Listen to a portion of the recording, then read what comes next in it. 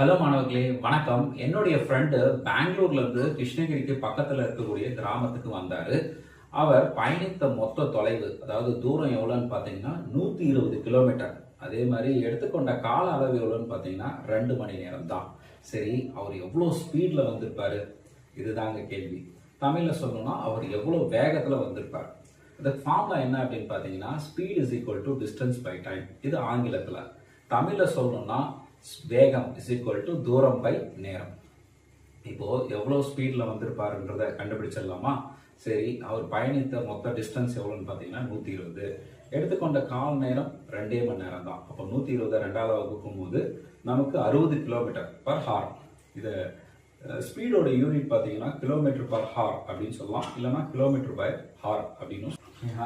சரி, இந்த காரோடைய ஸ்பீடு எவ்வளோன்னு கால்குலேட் பண்ணி சொல்லிட்டீங்க. இந்த மேலே சுற்றுதே இந்த ஃபேனு, இந்த ஃபேனுடைய ஸ்பீடை எப்படி கால்குலேட் பண்ணி சொல்லுவீங்க?